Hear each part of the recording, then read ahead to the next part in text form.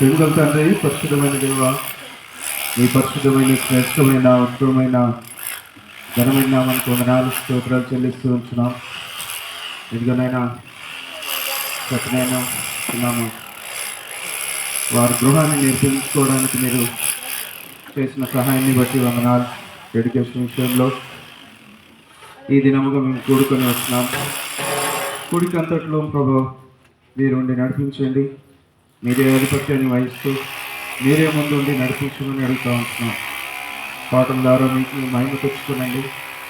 వాక్యం ద్వారా ప్రభు మీరు నాతో, మాతో, ఇంటి వారితో, కుటుంబంతో, బంధువులతో, వచ్చిన వారందరితో మాట్లాడుతురండి. మీ దాసు నీతి పట్లని నోటిపూరగా వాడుకునండి. తన నోటని మాటలు ఉంచండి. సహాయం చేస్తూ అందించండి. శత్రువు కార్యాన్ని లయపరుస్తురండి.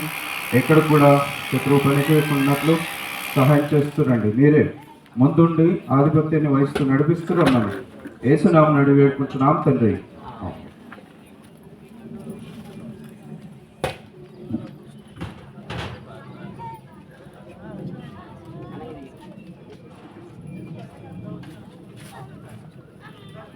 హలో ప్రజలు, పాటలు పాడడానికి రాజు బ్రదరు అన్న మీరు కూడా రండి.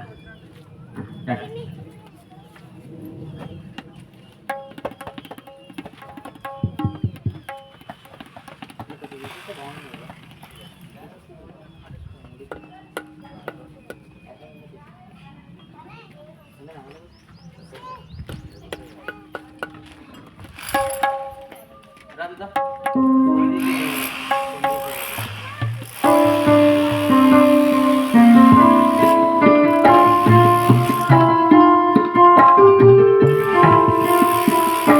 దయచేసి సహోదరులు, సిస్టర్లు ముందు కూర్చోవాలా.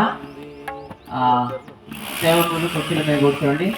స్థలం జరగకపోతే కూడా యవనస్తులు కూడా ముందుకు రండి, ముందు కూర్చోండి.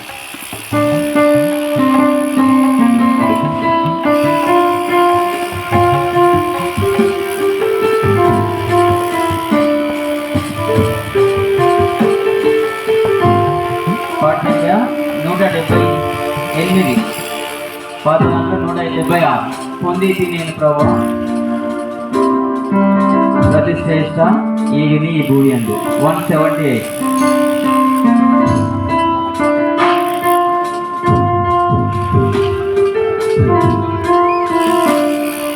పొంది నేను ప్రభువాని నుండి ప్రతి శ్రేష్ట ఈగిని ఈ భూమి అందు. పొంది నేను ప్రభువాని నుండి ప్రతి శ్రేష్ట ఈగిని ఈ భూమి అందు.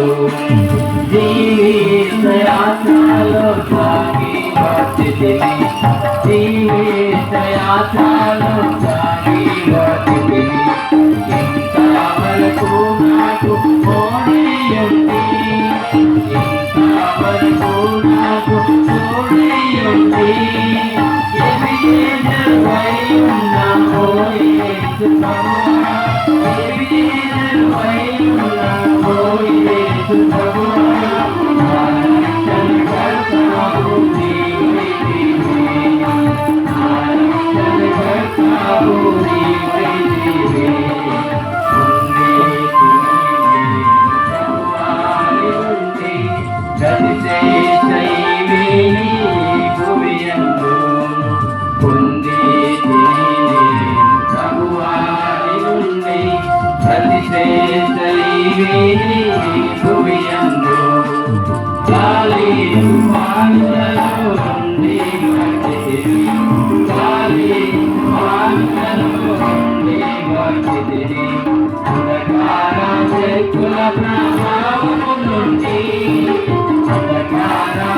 రక్షణకర్తావు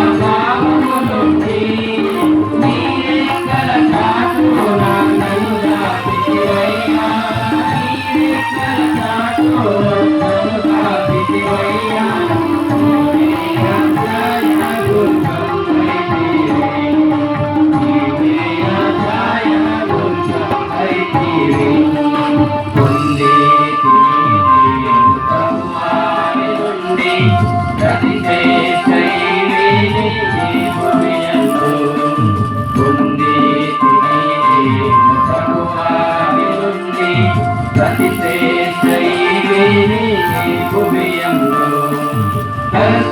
దుఃఖములు నాకు కలుగాను కష్ట దుఃఖములు నాకు కలుగాను నన్ను చేరాదీసి ఓదాచితివి నన్ను చేరాదీసి ఓదాచితివి భయభీతి నీరాజయంతో ప్రభువా భయభీతి నీరాజయంతో ప్రభువా ప్రభువాలయంతో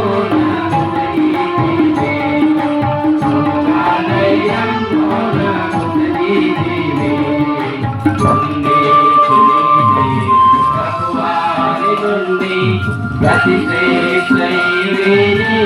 భువియంలో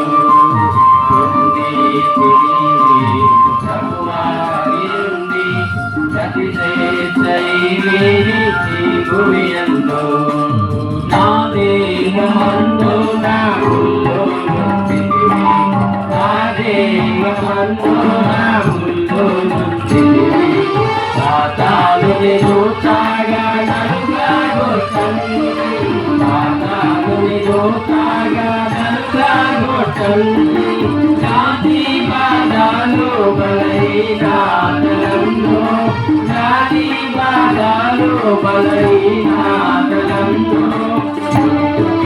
నాకు దయచేసి నాకు దయచేసి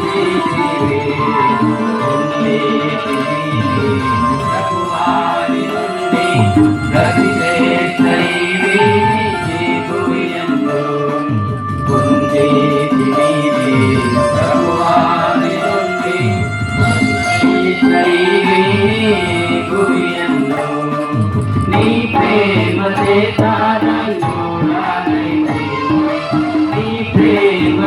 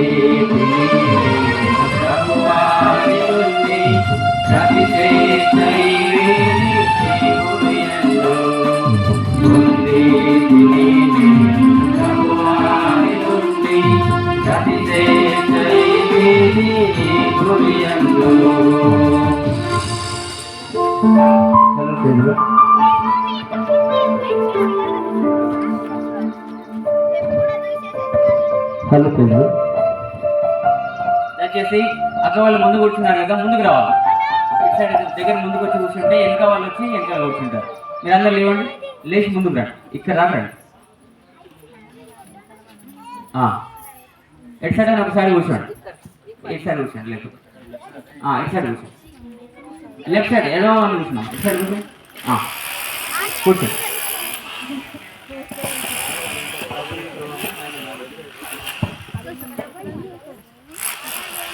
కూర్చొని పిల్లలందరూ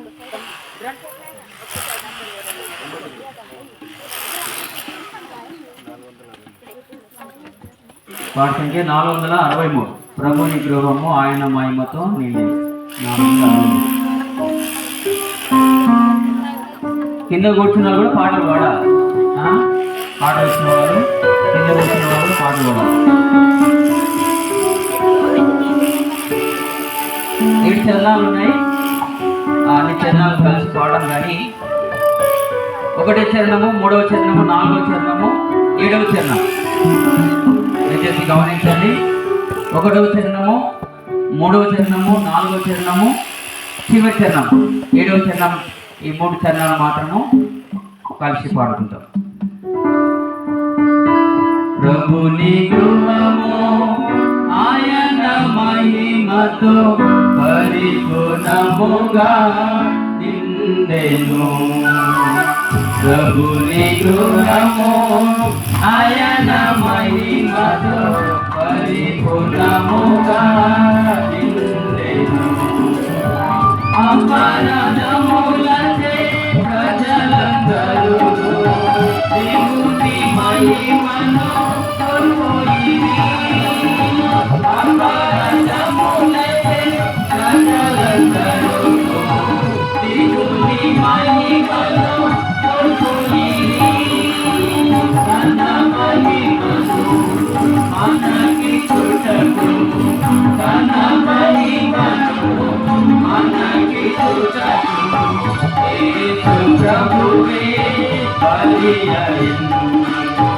యేసు ప్రభువే బలియాడు.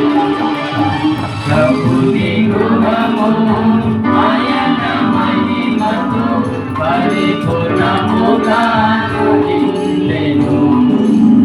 ప్రభుని గృహము ఆయన మహిమతో పరిపూర్ణముగా నిండెను. ప్రభు ఇంటిని నిర్మించుచుండే సజీవమైన కాలతో, ప్రభు ఇంటిని నిర్మించుచుండే సజీవమైన కాలతో ఆయన మహిమ కనియందుగా, ఆయన మహిమ కనియందుగా తన సంకల్పమై ఉన్నది, తన సంకల్పమై ఉన్నది. ప్రభుని గృహము ఆయన మహిమతో పరిపూర్ణముగా నిండెను. ప్రభుని గృహము ఆయన మహిమతో పరిపూర్ణముగా నిండెను. శాంతి రాజు ఇల్లు కట్టుచున్నాడు, మనవాసము అందుగడు. శాంతి రాజు ఇల్లు కట్టుచున్నాడు, మనవాసము అందుగడు. జయము నీతి కలము కొనెను, జయము నీతి కలము కొనెను. తాను కోరిన ధనమని, తాను కోరిన ధనమని.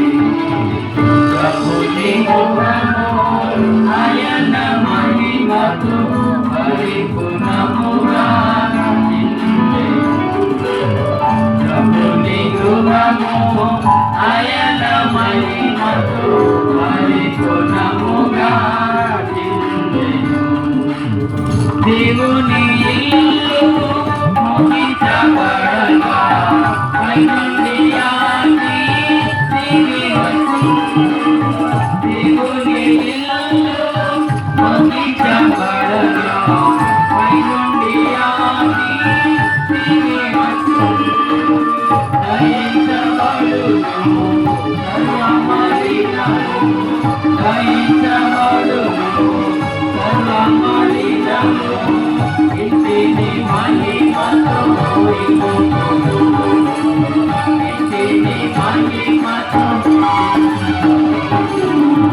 ప్రభుని గృహము ఆయన మహిమతో పరిపూర్ణముగా నిండెను. ప్రభుని గృహము ఆయన మహిమతో పరిపూర్ణముగా నిండెను.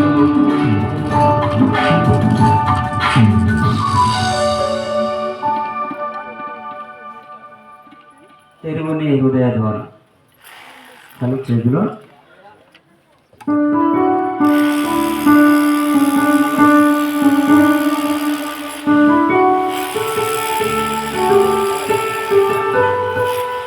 పాట సంఖ్య 408, పాత నంబర్ 405, 408, 405.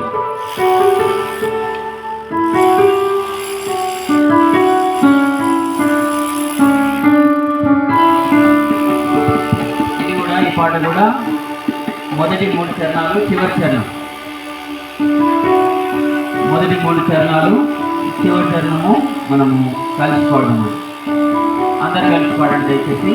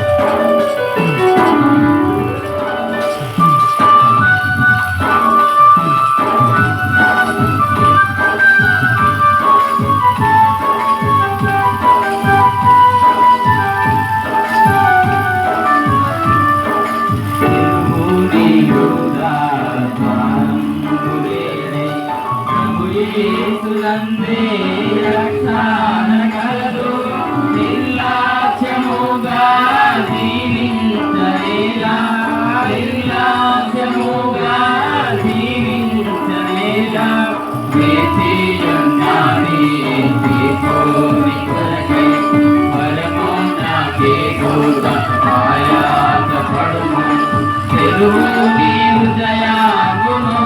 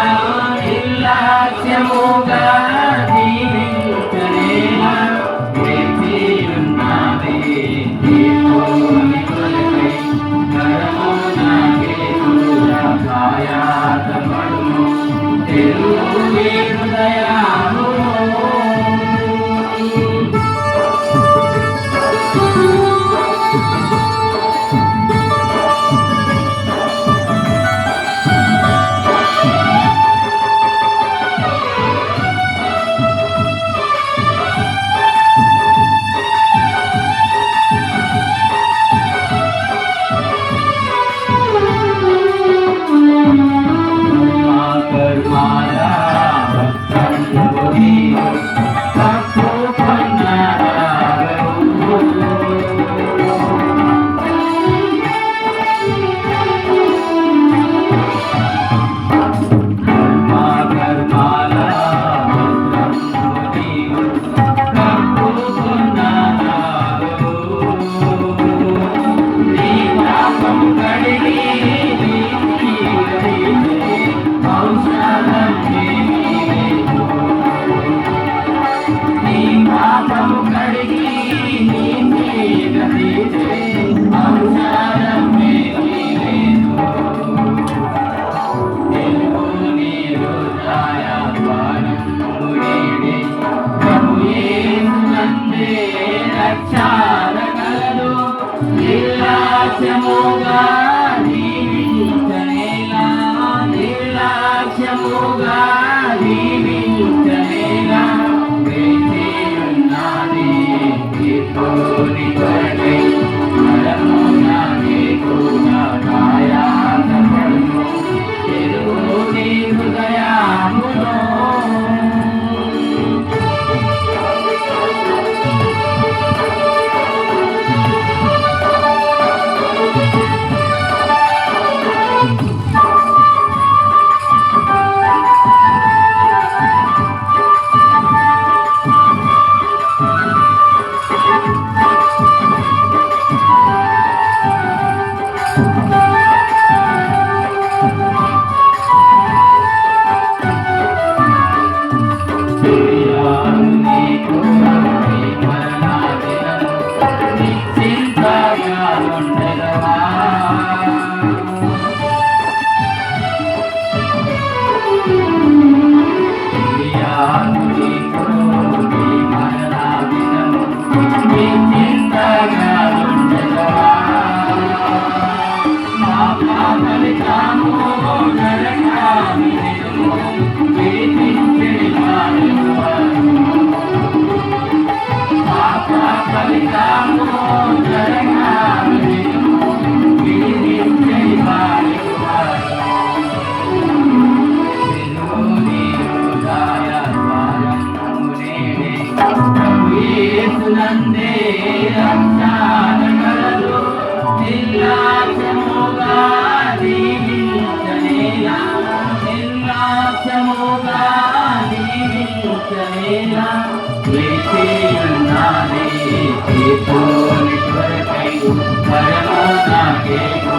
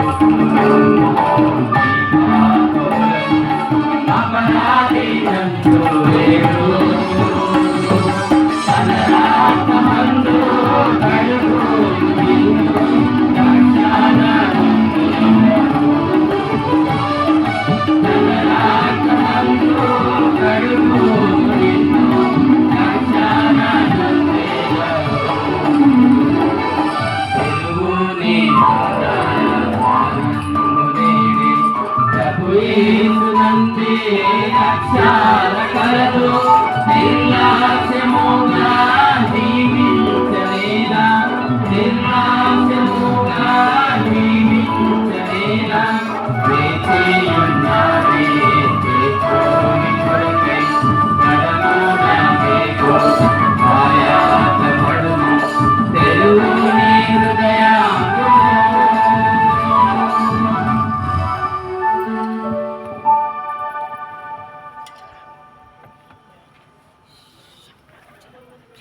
వాక్యంలోనికి ప్రవేశించడానికి ముందు మన మధ్యలో మోగిరిలో సేవ చేస్తున్న దైవ సేవకులు 5 జన మన మధ్యలో ఉన్నారు.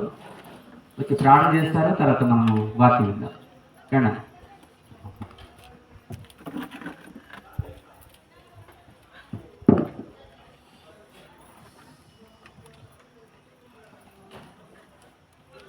హలో ప్రైజ్లో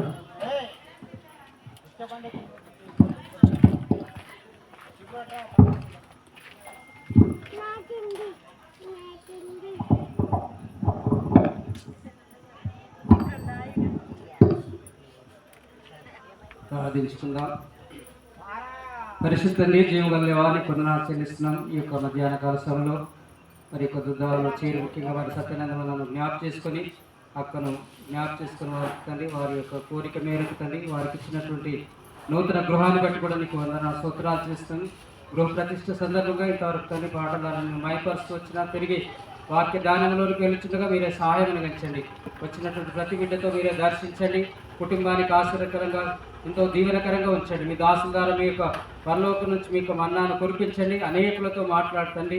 మరి ఈ లోకంలో జీవిస్తుందండి మరి నిత్యమైన పరలోక రాజ్యానికి సిద్ధపడడానికి ఈ యొక్క మాటల ద్వారా అనేకులతో దర్శించండి. ఇక్కడ సంఘాన్ని కూడా మీరే జ్ఞాపకం చేసుకోమని సహాయం అందించమని మీ యొక్క ప్రసన్నతను కోరుకుంటూ ఆది నుంచి అంతవరకు మీ శిరసత్వాన్ని కోరుకుంటూ మీరే మాట్లాడవలసింది ప్రతి ఒక్కరిని దర్శించమని కుటుంబాన్ని దీవించమని సహాయం అందించమని మీ దాసులు మరొకసారి మీ బాధ్యతగా తీసుకొస్తుంది. అయ్యా మానమాత్ర అందుబాటులో నుంచి కాకుండా తను మీ మాటలే అందించి అనేక ప్రజలను మీరే తృప్తిపరిచి మీరే బలపరుస్తారని మీరే సహాయం అందించమని ఈ సహాయాన్ని కోరుకుంటూ మా ప్రియ రక్షకుడు యేసు నామములో ప్రార్థించి స్తుతించి అడిగి వేడుకుంటున్నాము తండ్రి. ఆమేన్. దయచేసి కుటుంబ సభ్యులందరూ కూడా మీరు రావాలమ్మా. మీరందరూ లోపల టెంట్ కిందికి రండి అమ్మా. కుటుంబస్తులందరూ కూడా టెంట్ కిందికి రండి మీటింగ్ కొరకు. వాక్యం చెప్తుంటే మీరు ఇట్లా ఏం చేస్తున్నారమ్మా? మీకు ఓకే కదా వాక్యం? రండి. దయచేసి వాక్యం అయిపోయిన తర్వాత కుటుంబస్తులు 2 ఆరాధన చేస్తారు. సంఘస్థులు ఒకరు ఆరాధన చేస్తారు. 3 ఆరాధన చేస్తారు. ఒకటి దయచేసి సహకరించండి. దైవ సేవకులు నల్లగండలో మరి సేవ చేస్తున్న నతానీల్ అన్న మన మధ్య ఉన్నాడు. దయచేసి వాక్యము అందిస్తాడు. వాక్యం చెప్తున్న సందర్భంలో ఎవరు కూడా అక్కడికి వెళ్ళొద్దు. దయచేసి అందరు కూడా ఓకేగా వాక్యం వినండి.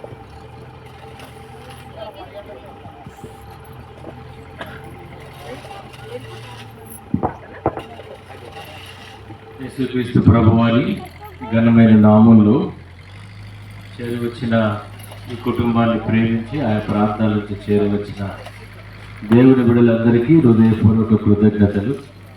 ఈ యొక్క గృహ ప్రతిష్ఠిత కొరకు మమ్మల్ని ఆహ్వానించిన ప్రియమైన తండ్రి సత్యానందమన్న తల్లి వారి కుటుంబానికి 2 కుమార్తెలు 2 కుమారులు వారి కోడళ్ళు మానవ సంతానానికి అందరికీ కూడా నా హృదయపూర్వక కృతజ్ఞతలు ప్రభు అయిన క్రీస్తుని బట్టి తెలియజేస్తూ ఈ సందర్భంలో ఒక అర్ధగంట ఒక 20-30 నిమిషాలు దేవుని వాక్యాన్ని వినవలసిందిగా మరొకసారి దేవుని సేవకునిగా బ్రతిమాలుచు పరిశుద్ధ గ్రంథం బైబిల్లో నుంచి 91 కీర్తన గ్రంథము కీర్తనలు 91 మొదటి 2 వచనాలు అందరం కలిసి చదువుకుందాం. దయచేసి ఆయా ప్రాంతాల్లో మీరు ఒకవేళ మీ పనుల్లో ఉన్నప్పటికీ ఈ గృహ ప్రతిష్టతకు సంబంధం మీకు లేనప్పటికీ కూడా ఒక్కసారి ఇది దేవుని వాక్యం అండి. దైవ సన్నిధి ఇక్కడ జరుగుతున్నప్పుడు మీరు కూడా కొద్దిగా డిస్టర్బెన్స్ శబ్దం చేయకుండా, ఎందుకంటే ఈ వాక్యము దేవుడు లోకములు అంటారు వాక్కో బ్రహ్మ, వాక్యము దేవుడు అంటారు. కాబట్టి ఈ వాక్యాన్ని చెప్తున్నప్పుడు ఇది దేవుని మాట, మా మాట కాదు, మీరు వినాలని మనవి. మహోన్నతుని చాటున నివసించేవాడే, సర్వశక్తిని నీడను విశ్రమించేవాడు, ఆయనే నాకు ఆశ్రయము, నా కోట, నేను నమ్ముకొను నా దేవుడని నేను యెహోవాను గురించి చెప్పుచున్నాను. మరొక వాక్య భాగం అండి, యోబు గ్రంథము 1వ అధ్యాయం 10వ వచనం. యోబు గ్రంథము 1వ అధ్యాయం 10వ వచనాన్ని చదువుకున్నాం. అందరం కలిసి యోబు 1:10. నీవు అతనికిని అతని ఇంటి వారికిని అతని కలిగిన సమస్తమునకు చుట్టూ కంచి వేసితివి కదా. నీవు అతని చేతి పని దీవించుచుండుట చేత అతని ఆస్తి దేశములో బహుగా విస్తరించి ఉన్నది. ఈ గృహ ప్రతిష్టత లేదా డెడికేషన్ సందర్భంగా 2 వాక్య భాగాలు మనం చదవడం జరిగింది. ఈ 2 వాక్య భాగాల మీద కొన్ని నిమిషాలు దేవుని వాక్యాన్ని మనం ధ్యానించుకొని ప్రార్థన చేసుకొని ఆ గృహాన్ని లోపలికి వెళ్ళి మనం ప్రార్థన చేస్తాం. మొట్టమొదటిగా కీర్తన గ్రంథం 91:1-2 వచనాల్లో దేవుడు మానవునికి ఏమై ఉన్నాడో ఆ వాక్యము తెలియచేస్తుంది. గృహాన్ని మనం ఏమంటాం, లేదా ఈ ఇల్లును మనం ఏమంటామండి అంటే తాత్కాలిక నివాసము లేదా తాత్కాలికమైన ఆశ్రయం అంటాం.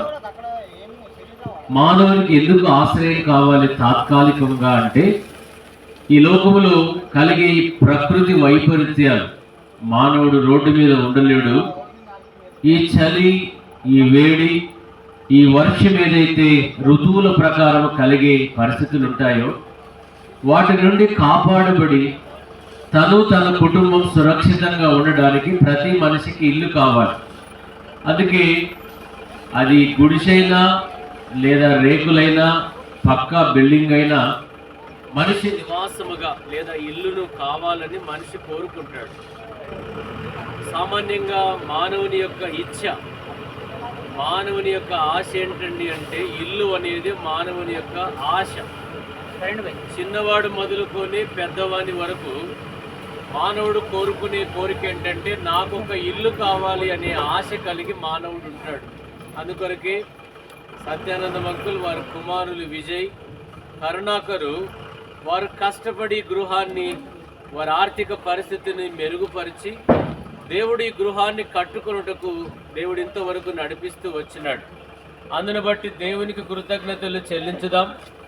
రెండవది, వారిని మనం అభినందించుదాం. ఎందుకంటే ఈ లోకములో మానవుడు ఇల్లు కట్టాలనుకుంటున్నారు చాలామంది, కానీ అది అందరి చేత కావట్ల. అందుకే గృహమును, విత్తనమును పితరులు ఇచ్చిన స్వాస్థ్యం. ఒక దినాల్లో ఇల్లు కట్టాలంటే మానవుడు ఏదో రకంగా కట్టేవాడు, కానీ ఈ రోజుల్లో ఇల్లు కట్టాలంటే అందరికీ సాధ్యం కావట్ల. ఎందుకండి అంటే ఇల్లు అనేది ఇది ఒక తీరని స్వప్నంగా మిగిలిపోతుంది. చాలా ఖర్చు అయిపోయింది, విపరీతమైన ఖరీదైపోయింది. సరే, ఈ సందర్భంలో వారు కట్టుకున్నారు, అభినందిస్తున్నాం. అయితే మిత్రమా, ఈ మధ్యాహ్న కాలపు వేళ మానవునికి శాశ్వతమైన నివాసం లేదా మానవునికి శాశ్వతమైన ఆశ్రయం ఎవరో గుర్తిస్తే ఆ మానవుని జీవితం ధన్యమైనట్లు లెక్క. ప్రస్తుత దినాల్లో మానవుడు ఇల్లును కట్టుకొని డబ్బు సంపాదించుకొని ఇదే శాశ్వతం అనుకొని ఆనందపడుతున్నాడు. అయితే కాదు, ఇదేది శాశ్వతం కాదు. మానవునికి నిజమైన ఆశ్రయం దేవుడే, మానవునికి నిత్యమైన ఆశ్రయం దేవుడని మానవుడు మర్చిపోయి ఈ లోక సంబంధమైన ఆశ్రయంతో తృప్తి చెందుతున్నాడు. అందుకే కీర్తన గ్రంథం 2వ అధ్యాయము చివరి వచనములో, కీర్తన గ్రంథం 2వ అధ్యాయం 12వ వచనం చివరి లైన్లో, ఆయనను ఆశ్రయించు నరుడు ధన్యుడు. ఈ లోకములో నువ్వు ఏమి సంపాదించినా బహుశా బైబిల్ ధన్యమనదు. నీకు పేరుండొచ్చు, ప్రఖ్యాతి ఉండొచ్చు, ఈ దుద్దాగు చుట్టూ 100 ఎకరాల భూమి ఉండొచ్చు, నిన్ను ధన్యుడు అనదు. ఒకవేళ ఈ బైబిల్ దేవుని వాక్యం నిన్ను ధన్యుడు అనాలంటే దేవుని ఆశ్రయిస్తేనే మిత్రమా. ఒక వ్యక్తి దేవుని ఆశ్రయించినప్పుడు ఆ వ్యక్తి పొందే దీవెనలను గురించి కొన్ని మాటలు చూసుకొని, ఏసి కట్టబడిన ఇంటికి దేవుడు కంచె వేయాలి. ఈ కట్టబడిన ఈ గృహములో ఉండే గృహానికి దేవుడు ప్రొటెక్షన్ కంచె వేయాలి అంటే వారికి ఉండవలసిన కొన్ని మాటలు చూసుకొని ముగించుకుందాం. మిత్రమా, ఈ మధ్యాహ్నం దేవుణ్ణి ఆశ్రయించడానికి ప్రయత్నం చేయి. నువ్వెవరైనా నిరాశ జీవిత ఎడారిలో ఉన్నావు, రాబందుల రెక్కల చాటును ఆశ్రయించి ఇదే శాశ్వతం అనుకొని, ఈ డబ్బు శాశ్వతం అనుకొని, ఈ ధనం శాశ్వతం అనుకొని, ఈ పేరు శాశ్వతం అనుకొని మనిషి విగత జీవిగా మిగిలిపోతున్నాడు. అందుకే నిరాశ, నిస్పృహ, వేదన, దుఃఖము మానవుని అలుముకుంది. ఏం చేయాలో అర్థం కాని స్థితిలో ఉన్నాడు. అందుకే కీర్తనకాడు 91లో ఆ 2వ వచనంలో అన్నాడు, దేవుణ్ణి ఆశ్రయించి దేవుని నమ్ముకునేవాడు శ్రేష్ఠుడు అంటున్నాడు. ఎప్పుడైతే దేవుని ఆశ్రయిస్తామో దేవుడే నీకు ఆయన దుర్గముగా ఉన్నాడు. ఏ పరిస్థితిలోనైనా, ఏ కష్టములోనైనా, ఇన్ ఎనీ సిట్యువేషన్, ఎటువంటి స్థితిలోనైనా నిన్ను ఆయన కాపాడేవాడుగా ఉన్నాడు. కాబట్టి దేవుణ్ణి ఆశ్రయించే ప్రయత్నం చేద్దాం. ఒక వ్యక్తి దేవుణ్ణి ఆశ్రయించినప్పుడు ఆ వ్యక్తి జీవితంలో కలిగే లేదా అతనికి ఉండే ఒక 3-4 విషయాలు చూసుకొని మనం ముగించుకుందాం. పరిశుద్ధ గ్రంథం బైబిల్లో ఒక వ్యక్తి దేవుణ్ణి ఆశ్రయించినప్పుడు ఆ వ్యక్తి జీవితంలో కలిగే ఆశీర్వాదాలు చూడండి. మొట్టమొదటిది 46వ కీర్తన గ్రంథం 46వ అధ్యాయములో 1-3 వచనాలు మనం చదువుకుందాం. 1-3 వచనాలు. దేవుడు మనకు ఆశ్రయమును దుర్గమునై ఉన్నాడు, ఆపత్కాలములో ఆయన నమ్ముకొనదగిన సహాయకుడు.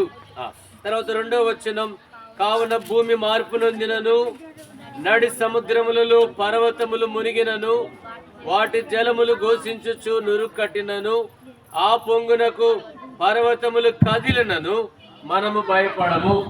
సో ప్రియమైన వారలారా, ఒక వ్యక్తి దేవుణ్ణి ఆశ్రయించినప్పుడు అతనికి కలిగే ఆశీర్వాదాల్లో మొదటిది ఏంటంటే ఆ వ్యక్తి భయపడని రాయబడింది.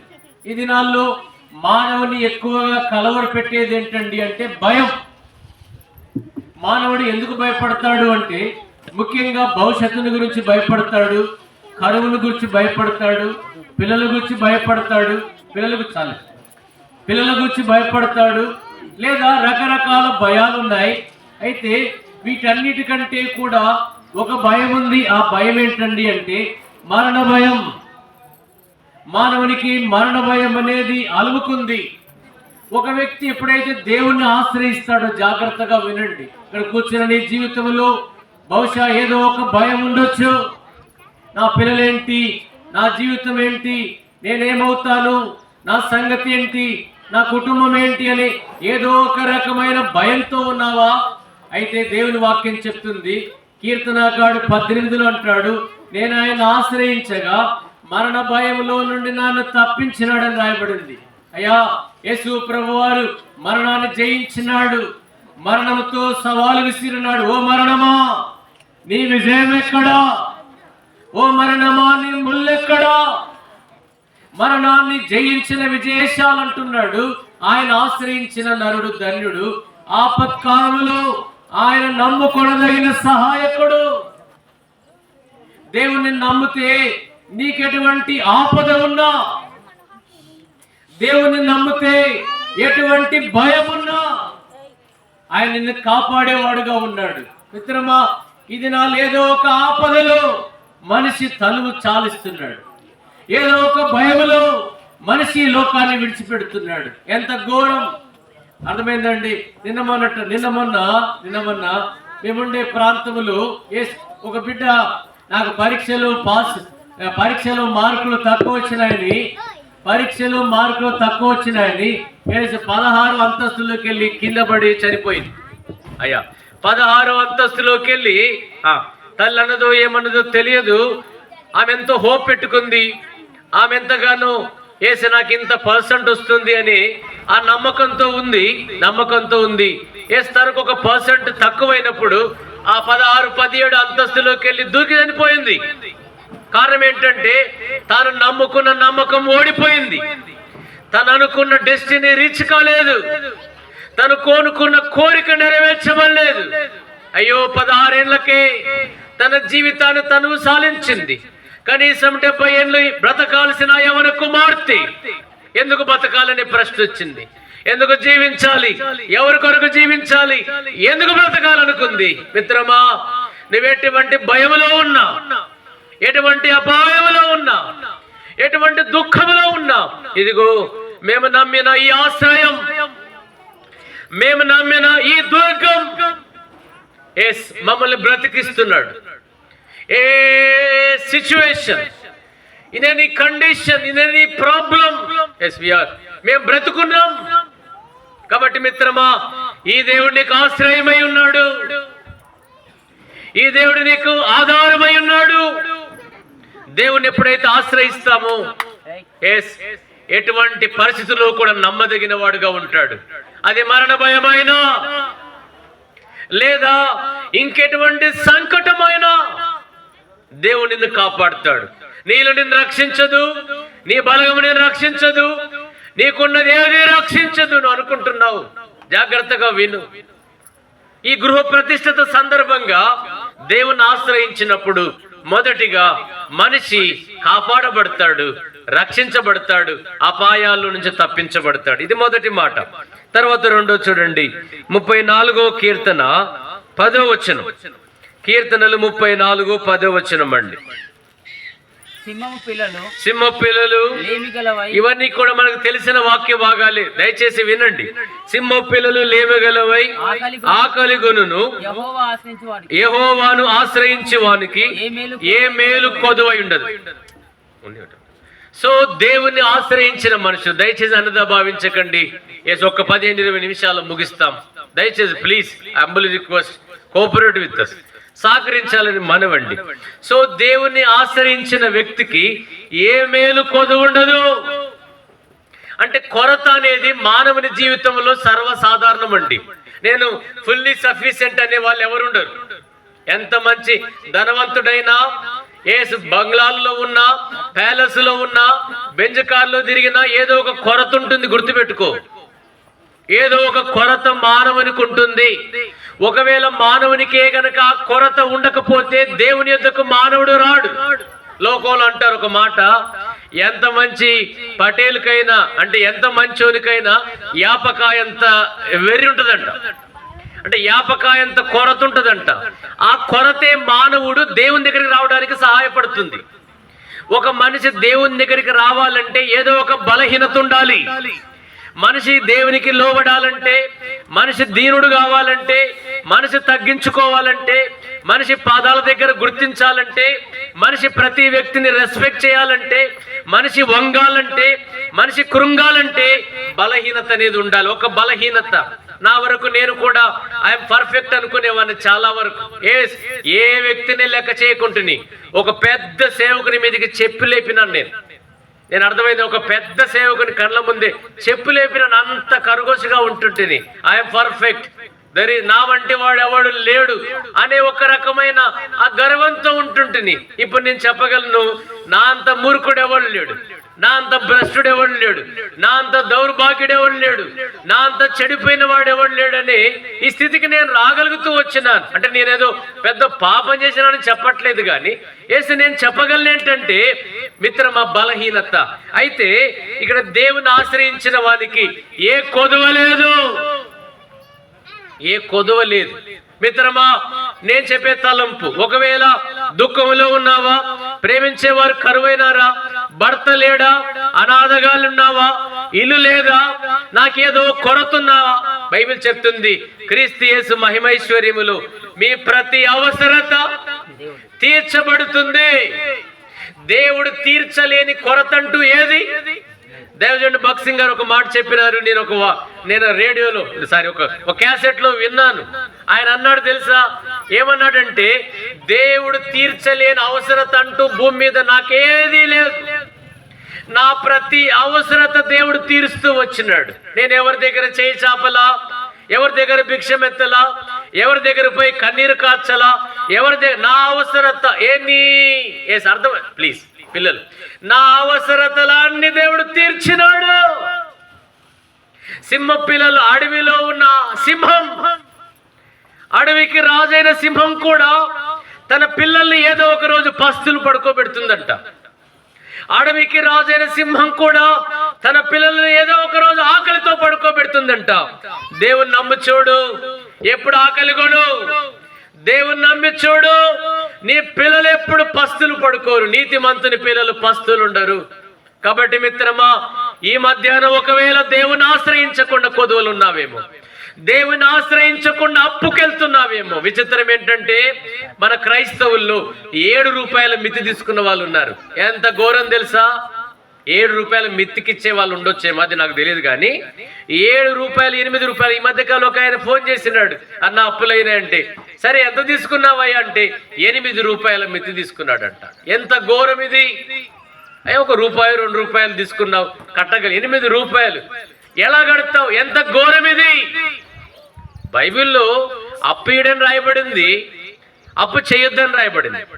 సరే, అప్పు ఎందుకు ఇస్తున్నావు అంటే నీ సామర్థ్యాన్ని బట్టి ఇచ్చినావు, తప్పులేదు. ఇస్తే ప్రతిఫలం ఆశించకుండావి. సరే, ఇచ్చి తీసుకునేటోడు ఎంత బుద్ధి తక్కువడు, 8 రూపాయలు తీసుకుంటే ఏంటి సంగతి? అసలు ఎందుకు తీసుకున్నాడు? భోగేచ్చని బట్టి తీసుకున్నాడు. ఎందుకు తీసుకున్నాడు తెలుసా? అయ్యా, భోగేచ్చ అంటే అర్థం ఏంటో తెలుసా? బైబిల్ చెప్తుంది భోగేచ్చ అని ఉంది. యాకోబు పత్రిక 4వ అధ్యాయం 1వ వచనంలో ఏముంది? మీ అవయములలో కలిగే భోగేచ్చ అనేది. భోగేచ్చ అనే దానికి ఫస్ట్ అర్థం ఏంటో తెలుసా? అందలేనిది లేదా అందుకోలేనిది అని అర్థం. అయ్యా, ఎందుకు తీర్చున్నాడంటే ఒక ఫంక్షన్కి వెళ్ళినారు. ఆ ఫంక్షన్కి వెళ్తే అందరు కలిసి ఒక కారులో వచ్చినారు. ఇంటికి వచ్చేటప్పుడు ఆ సిస్టర్ అన్నదంటే, ఎప్పుడు మంది కార్లో కూర్చోబెడతావు, తప్పేముంది? మంది కార్లో కూర్చోబెడితే తప్పేముంది? ఈయన ఏం చేసినాడు, నా భార్య ఇజ్జత్ తీసేసిందిరా అని చెప్పేసి పోయి వీరిని అడిగి పోయి ఏం చేసినాడు, మధ్యలో కూడా పోయి సాయి సర్వీసులు ఏం చేసిండు, సాయి సర్వీసులో బ్రీజా కార్ తీసుకొచ్చిండు. 1,00,000 రూపాయలు 2 లక్షలు 3 లక్షలు కట్టిండు. 3 లక్షలు కట్టిండు. ఆ 3 లక్షలు అన్నదా భావించకండి. మనిషి భోగేచ్ఛ లేదా దురభిమాన పాపం అంటే తనది కానిది ఆశించడం. కీర్తన 19లో అన్నాడు, దురభిమాన తనది కానిది. ఈ భోగేచ్ఛ అంటే తను అందుకోలేనిది, తను తీర్చలేనిది, తను పొందలేనిది, తన శరీరంలో కలిగిన ఆ యొక్క ఏదైతే చెడును బట్టి కలిగింది. ఎంత ఘోరం! కాబట్టి మిత్రమా, దేవుడు తీర్చలేని ఆశ అంటూ నీకుండదు. దేవుడు తీర్చలేని అవసరత అంటూ ఉండదు. వెయిట్ సమ్ టైం, ఓపిక పట్టు, ప్రార్థించు, కన్నీరు గార్చు.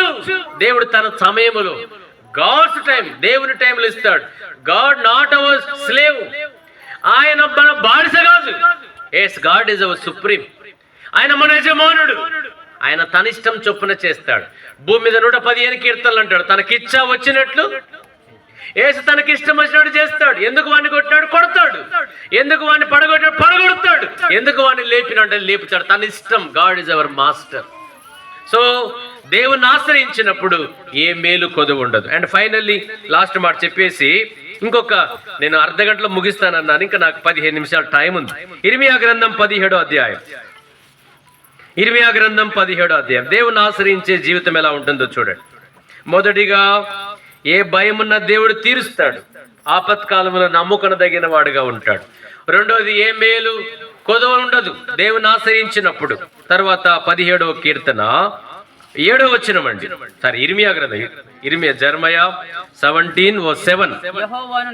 యెహోవాను నమ్ముకొని వాడు ధన్యుడు, యెహోవానికి ఆశ్రయముగా ఉండును. ఈ జలముల యొద్ద నాటబడిన చెట్టు వలుండును. కాలువల యోరను దాని వేలు తన్నును, భయపడదు. దాని ఆకు పచ్చగా నుండును. ఎస్, కాబట్టి మిత్రమా, దేవుని ఆశ్రయించినప్పుడు అక్కడ రాయబడింది ఒక మాట, చాలా విషయాలు రాయబడింది. కాబట్టి అతడు పచ్చగా ఉండును అని రాయబడింది. పచ్చగా ఉండును. ఇప్పుడు చెట్లు ఎక్కడ చూసినా పచ్చ కనబడుతున్నాయి. ఎందుకంటే ఇప్పుడు వర్షాకాలానికి ముందు ఆ గ్రీష్మ కాలములు ఆకులన్నీ రాలిపోయి అంత పచ్చగున్నాయి. చెట్టును చూసినప్పుడు ఎంత ముద్దొస్తుంది, ఆ ప్రాంతాన్ని చూసినప్పుడు ఎంత ముద్దొస్తుంది, ఆ యొక్క ప్రదేశాన్ని చూసినప్పుడు ఎంత ముద్దొస్తుంది. అందుకే మన వాళ్ళు చాలా చోట్లకు వెకేషన్కి వెళ్తూ ఉంటారు. ఏంటంటే కోస్టల్ ఏరియాకు, ఆ తర్వాత ఆంధ్ర ప్రాంతానికి, లేకపోతే మనాలి ప్రాంతానికి, లేదా ఆ కోయంబత్తూరు ప్రాంతానికి, ఊటీ కొడైకెనాల్ ప్రాంతానికి పోతా ఉంటారు. ఏముంటది అక్కడ? ఏముంటదండి? చూసిరు కదా, అందరు చూసిన వాళ్ళే కదా. అందరం చూసిన వాళ్ళమే, చూడని వాళ్ళు ఎవరు లేరు. మనాలి చూసినారు, చూసిరా? చూసుంటారులే, గుట్టిగా నాతో అబద్ధం ఆడొద్దు.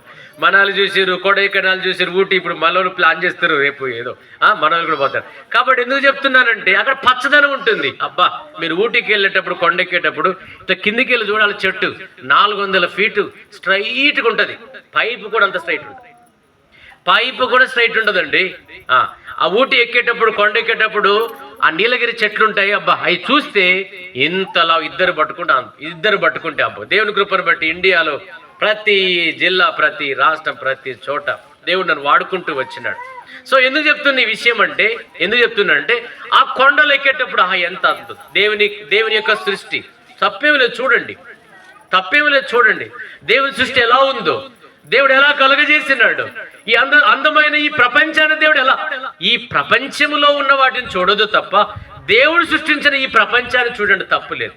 కాబట్టి అందుకొరకే ఆ వ్యక్తి పచ్చగా ఉంటాడు. దావీదు అన్నాడు 52లో, నేనైతే దేవుని మందిరములో పచ్చని ఒలీవ చెట్టు వలె ఉన్నాను. కీర్తనకాడు 1లోనే స్టార్ట్ చేసినాడు. ఏమన్నాడు?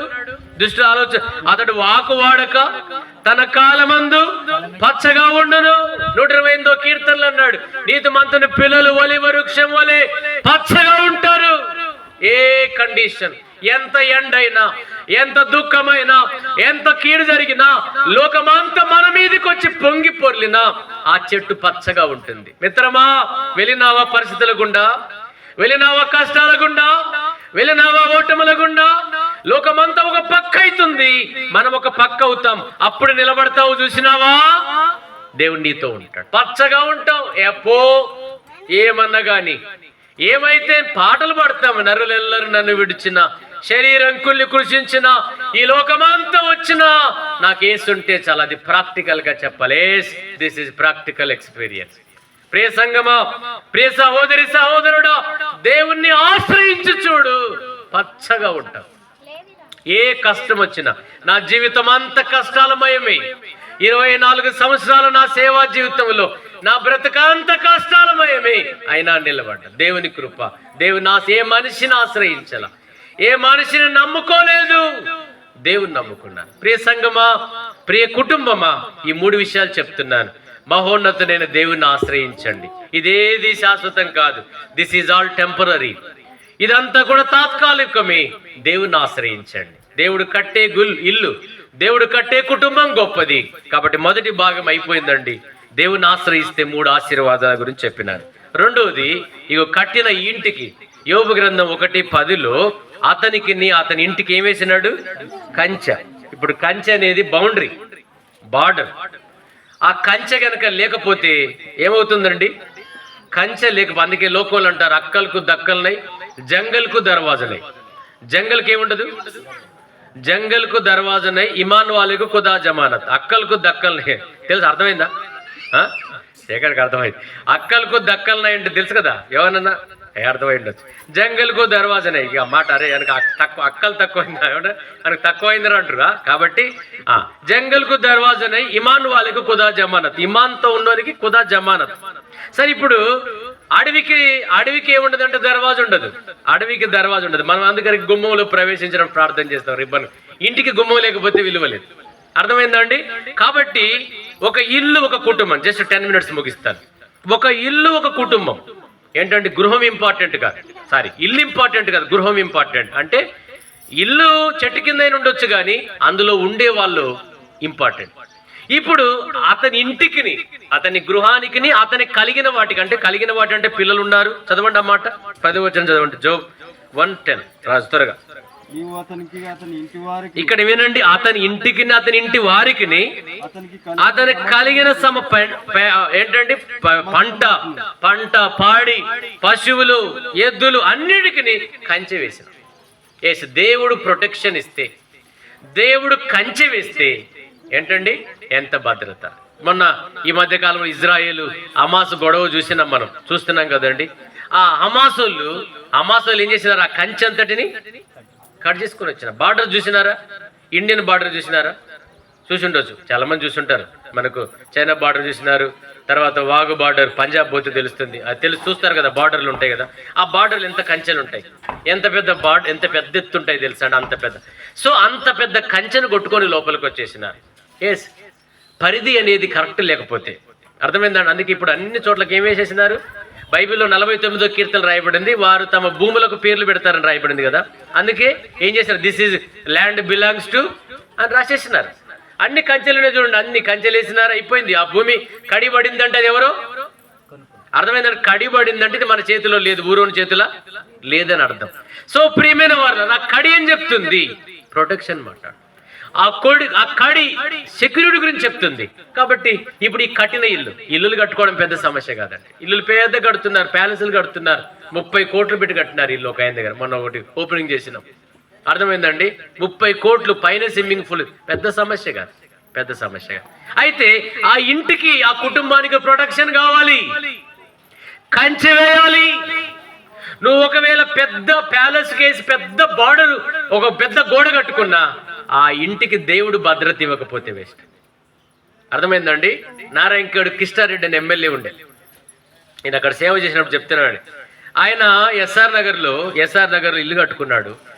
ఆ ఇంట్లో ఆయన రూముకు ఏంటంటే తెలుసా అంటే, బుల్లెట్ ప్రూఫ్ రూమ్ చేపించుకున్నాడు. బుల్లెట్ ప్రూఫ్ చెప్తున్నా, సారీ ముగిస్తున్నాను. బుల్లెట్ ప్రూఫ్ రూమ్ చేసుకున్నాడు. డోర్ బుల్లెట్ ప్రూఫే. ఆ డోర్ కూడా ఒక పాస్వర్డ్ పెట్టుకున్నాడు. ఆయన ఓపెన్ చేయాలంటే ఆయన కొడుకే తెలుస్తుంది. ఇప్పుడు ఆయన సంజయ్ రెడ్డి గారు ఎమ్మెల్యే అయినాడు. ఎందుకు చెప్తున్న ఈ విషయం అంటే గుర్తించండి. సో పడుకోవడానికి వెళ్ళినాడు. ఆ మళ్ళీ కొడుకు పోయి దాన్ని పాస్వర్డ్ తీసేసరికి ఆ మనిషి లేడు. అయ్యా అర్థమైందా? నువ్వు పేద ఆకాశాన్ని అంటే గోడ కట్టుకున్నా ఉండవు మిత్రం. అయితే ఇప్పుడు సత్యానందం అంకుల్, ఆంటీ, తర్వాత వాళ్ళందరూ ఎవరైతే కొడుకులు, ఆ జయరాజ్ గాని, కరుణ గాని, స్వప్న గాని, సునంద, వీళ్ళందరూ ఉన్నారు చూసినారండి. వాళ్ళందరూ కూడా అందులో నివసించేటప్పుడు క్షేమంగా, సుఖంగా, ఆనందంగా ఉండాలి అంటే, క్షేమకరమైన నివాసం చేయాలంటే, దేవుడు ఆ ఇంటికి కంచె వేయాలంటే ఒక 2-3 మాటలు చెప్పేసి ముగిస్తాను.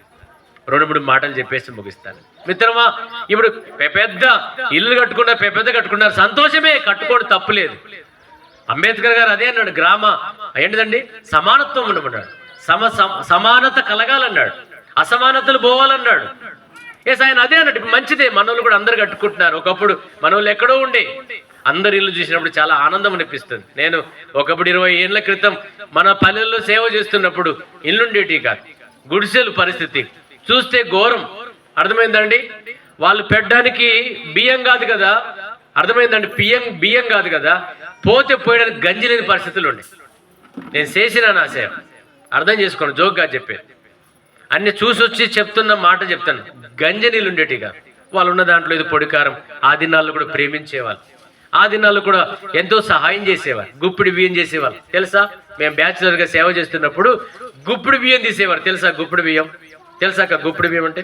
అంటే ఏంటిది? వాళ్ళ బియ్యం వండుకునేటప్పుడు అందులోకి వెళ్ళి సేవకుని కొరకు ఒక పిడికలు తీసి పక్కేసేవాళ్ళు. ఇక మాకు తీసుకొస్తే అందులో ఒకటి 1010 ఉంటుండే, 1010 ఉంటుండే, అందులో ఒకటి సోనా మసూర్ ఉంటుండే, అందులో ఒకటి గిద్ద మసూర్ ఉంటుండే. అన్ని కలిపి వండితే ఒకటి ఉడుకుతుండే, ఒకటి ఉడకపోతుండే. అదే మాకు పరమాన్నం. అది దొరికిందంటేనే సంతోషం. సరే, ఇప్పుడు అట్లా లేదు. అందరి ఇళ్ళల్లో ఒక రూమ్లో పెట్టేసినారు బియ్యం. మొన్న వెనకబెల్లికి పోతే వెనకాలన్నీ బియ్యమే. అర్థమైందా? అందరి ఇళ్ళల్లో బియ్యం చూస్తే ఒకప్పుడు ఒక బస్తా ఉంటే సీసా నూనె ఉంటుండే. సీసాల నూనె తెస్తే రూపాయి నూనె తెలుసా? 10 రూపాయల నూనె మందిరాలు మేము చూస్తుంటే. అప్పుడు కానుకలు ఎంత తెలుసా? 5 పైసలు, 10 పైసలు, 25 పైసల కానుకలు. అవన్నీ పట్టుకుపోయి దోశలు ఇచ్చి పొరగాలు బొండ్రా తీసుకురప్పండి అంటే వాడు 2 రూపాయల నూనె, తర్వాత ఎందుకు ఇంత కారం పట్టుకొని వస్తాయి వండుకొని తింటుంటేవి. ఎందుకు చెప్తున్నా? జోక్గా చెప్తున్నాండి. కాబట్టి ఇప్పుడు అందరిని దీవించినాడు. టిన్నుల కుసుమ నూనెలు, టిన్నులు అన్ని మంచిదే. కానీ నీ ఇంటికి దేవుడు కంచేసినాడా? నీ పిల్లలకి దేవుడు కంచేసినాడా? నీ గృహానికి దేవుడు కంచేసినాడా? నీ ఇంటికి కంచె వేయాలంటే 1-2 మాటలు చెప్తాను. ఫస్ట్ చూడండి, అపోస్తలుల కార్యం 1-2 మాటలండి త్వరగా. సారీ, ఒక 5 నిమిషాలు లేటు కావచ్చు. 10వ అధ్యాయం 1వ వచనం. ఆ ఇంటి వారందరికీ భయభక్తి ఉండాలండి. త్వరగా. ఇటలీ పటాలమన్న మన పటాలములో శతాధిపతి అయిన కొర్నేలను భక్తిపరుడు నేను. ఇప్పుడు మనం కుటుంబాలు అన్ని వినాలి. వాక్యానుసారమైన జీవితం అనేది అవసరం. కైసరలో ఉండెను. అతడు తన ఇంటి వారందరితో కూడా దేవునియందు భయభక్తులు గలవాడై ఉండి బహు ధర్మం చేయొచ్చు. ఎల్లప్పుడూ దేవునికి సో ఇక్కడ 3 విషయాలు ఉన్నాయండి. చాలు ఈ 3 విషయాలు చెప్పేసి ముగిస్తాను త్వరగా. ఒకటి భయభక్తి కలిగి ఉన్నాడు, రెండోది ధర్మం చేసేవాడు, మూడోది ప్రార్థన చేస్తున్నాడు. ఈ మూడు త్రిత్వాన్ని గురించి మాట్లాడుతున్నాయి. తండ్రి, కుమార, పరిశుద్ధాత్మ దేవుడు. ప్రియమైన వారలారా, ప్రియమైన కుటుంబమా, దేవుడే కట్టించినాడు, దీంట్లో అనుమానం లేదు. మీకు ఎంత డబ్బున్నా దేవుడు కట్టినాడు. ఎవడైనా ఒకరి చేత ఇల్లు కట్టబడును, సమస్తం కట్టింది దేవుడే. ఈ కట్టబడిన గృహంలో మీరు ఉంటున్నారు. రాబోయే కాలంలో మీ పిల్లలు ఈ భూమి మీద ఉన్నంత కాలం ఆ ఇల్లు మీకు ఆశ్రయంగా ఉంటుంది. దీంట్లో డోకా లేదు. అయితే మీ ఇంటికి దేవుడు కంచె వేయాలంటే, మీ ఇంటిలో ఉన్నవారు భద్రంగా ఉండాలంటే, అందుకే రూతు గ్రంథంలో రాయబడింది, యెహోవా శాశ్వతుడైన దేవుని రెక్కల క్రిందకు నువ్వు వచ్చినావు. నీ జన్మదేశాన్ని వదిలిపెట్టి దేవుని రెక్కల కిందకి వచ్చినావు. ఆయన రెక్కల చాటు మీ కుటుంబంపై ఉండాలంటే ఈ 3 విషయాలు. ఒకటి, భయభక్తులు కలిగి ఉండండి.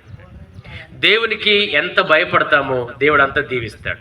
అయ్యా, దయచేసి అన్నదా భావించకండి. మన యొక్క భయభక్తి మన పిల్లల మీద ఇంపాక్ట్ అవుతుంది. దేవునికి మనం ఎంత భయపడితే మన పిల్లల్ని దేవుడు అంత దీవిస్తాడు.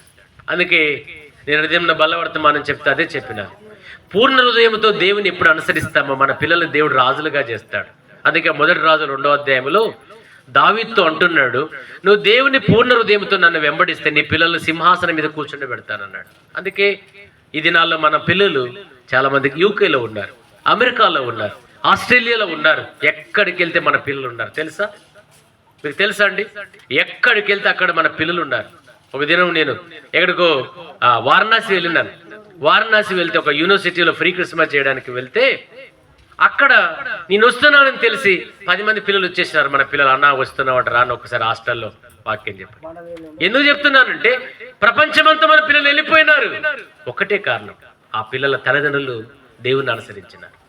ఆ పిల్లల తల్లిదండ్రులు దేవునికి భయపడ్డారు. అలాని ఇంకో మాట చెప్పకూడదు, చెప్తున్నాను. ఈ పిల్లోడు ఎందుకు బాగుపడలా, ఈ పిల్లోడు ఎందుకు ఫెయిల్ అయినాడు, ఈ పిల్లోడు ఎందుకు పనికి రాకుండా ఉన్నాడు, ఎందుకున్నాడంటే ఎక్కడో లోపం జరిగింది. అందుకే నన్ను ప్రేమించి నా ఆజ్ఞను అనుసరించి వారి 1000 తరాల వరకు కృపచు. ఇంకెక్కువ విషయం చెప్పను. దేవునికి భయపడతాం. అయ్యా, మన జీవితాలు ఎట్లో గాలిపోయినాయి. ఏదో సరే చదివినామా, చదవలేదా, ఉద్యోగాలు వచ్చినాయా లేదా, సరే ఏ వ్యాపారం చేస్తున్నామో, రియల్ ఎస్టేట్ చేస్తే ఏదైనా చెయ్యి, మంచిదే. అయ్యా, దేవునికి భయపడదాం. ఈ ప్రస్తుత దినాల్లో దేవునికి భయపడే వాళ్ళు లేరు. అందుకే ఆదికాండం 6 మొదలుకొని ఎక్కడ చూసినా దేవుని భయం లేదు. ఏమన్నాడు? నోవాహు దినాల్లో భయం లేదు అన్నాడు. తర్వాత అబీమెలెకు దినాలు ఏమీ లేదు, భయం లేదు. లోతు దినాల్లో భయం లేదు. ఇక్కడ దేవుని భయం లేదన్నాడు. అయ్యా, సంఘాల్లో భయం లేదు, దేవునికి భయపడదాం. అయ్యా, దేవునికి భయపడదాం. దేవునికి భయపడితే చాలు. కాబట్టి మీ కుటుంబాలు దేవునికి భయపడండి. రెండోది ఏంటిది? ధర్మం చేయండి, అంటే ఆతిథ్యం చేయండి. పూర్వం దేవుని ఆశ్రయించిన వారు ఏం చేసినారు? ఆతిథ్యం చేసి. అయ్యా, ఇల్లు ఆతిథ్య గృహం ఉండాలి. నేను దీన్ని చెప్పకూడదు, చేస్తున్నారని నమ్ముతున్నాను. ఎట్లుంటుంది తెలుసా? నీళ్లు తాగుతారని అడుగుతారు. గుమ్మంకి వచ్చిన వాళ్ళని ఏమడుగుతారు? అక్క, నీళ్లు తాగుతారా అని అడగాల, నీళ్ళు తాగండి అని అడగాల? చెప్పండి అమ్మా, నీళ్లు తాగుతారా అని అడగాల? అంటే నీళ్లు తాగుతారంటే నీకు ఇచ్చే మనసు లేనట్టే కదా. ధర్మం అనేది చాలా గొప్పమండి. ఎంత దీవించబడాలంటే అంత ధర్మం చేయాలి. ఈ దినాల్లో మేము పెళ్లిళ్ళు చేస్తున్నాం కదా, చేసేటప్పుడు పెళ్లి కూతుర్లు అడుగుతారు, అక్క, అన్న ఏంటి వాళ్ళ ఇంట్లో పెద్ద మనుషులు అయ్యారా, వయసులు ఉన్నారా? అత్తమామలు ఎట్టుండాలంట? అత్తమామలు గట్టిగానే ఉండాలి, లేకపోతే అత్తమామలు వెళ్ళిపోవాలి. ఎందుకంటే కోడలకు ఓపిక లేదు. అత్తమామలకు చేసే ఓపిక కోడలకు లేదు. ఒకవేళ వెళ్ళిపోతే ఇంకా సంతోషం. అత్త లేని కోడలు ఉత్తమురాలు, కోడలు లేని అత్త. అర్థమైందంట? కోడలు ఎందుకు లేదంటే 2 బిడ్డలే ఒక పాపం, బేఫికర్ ఉంది, ఇక ఉన్నది తిన్నది, ఇక వెళ్ళిపోయింది లోకాన్ని. అయ్యా, ధర్మం చేయండి. మేము ఒక ఇల్లు ఓపెన్ చేయడానికి వెళ్ళినాం వేరే స్టేట్లో, మహారాష్ట్రలో. ఆ ఇంట్లో ముగిస్తున్నాను. ఆ ఇంట్లో తమ్ముని సాక్ష్యం చెప్పమని చెప్తే వాళ్ళ అన్న చెప్పినాడు, వీడు చదువుకున్నాడు, వీడు చెప్పిరా, వాడేం చెప్తాడులే అంటే చెప్పినాడు. ఆయన చెప్పినాడు, ఏమని చెప్పినాడు తెలుసా? ఈయనని చెప్తాను, ఎప్పుడు చెప్తా ఉంటారు. అన్నా, ఒకప్పుడు మేము ఈ కరీంనగర్ ఈ ప్రాంతాల నుంచి బాంబేకి బతకడానికి వచ్చినాం. వచ్చేటప్పుడు పొట్ట చేతులు పట్టుకుని వచ్చాను, ఒక డ్రెస్సులు కుళ్ళేవు. వినండి చెప్తున్నాను. ఇవన్నీ నేను ఒట్టిగా అన్ని అనుభవించి చెప్తున్నాను. జీవితం అంతా చూసి పరిస్థితులు చెప్తున్నా. ద్రోహం, అన్యాయం, కీడు, అసూయ ఇవన్నీ అనుభవించి చెప్తున్నాను. కాబట్టి ఏం జరిగింది? పొట్ట పట్టుకొని వచ్చినాం, దేవుడు మమ్మల్ని దీవించినాడు. ఇప్పుడు ఎట్లా దీవించినాడు తెలుసా? మేము ఉండే 3వ అంతస్తు మీదకి కార్లు ఎక్కుతున్నాయి. మీకు అర్థమైందండి? ఎట్లా దీవించినారు తెలుసా? ఇల్లు లేని వాళ్ళకు 3వ అంతస్తు మీద కార్లు పోతున్నాయి. ర్యాంప్ వేసినారు కింది నుంచి పై దాకా. వాళ్ళ బెడ్రూమ్లో కార్లు దించుతున్నాయి. అంత దీవించినాడు. దీవించడానికి కారణము ఏంటిదంటే వాళ్ళ ఆయన చచ్చిపోయేటప్పుడు 2 మాటలు చెప్పిండంట. వాళ్ళ ఆయన చచ్చిపోయేటప్పుడు ఏమని చెప్పినాడు తెలుసా? ఒకటి నువ్వు వచ్చిన మార్గాన్ని మర్చిపోకండిరా, మీరు ఎక్కడి నుంచి వచ్చారో అది స్థితిని మరవకండి.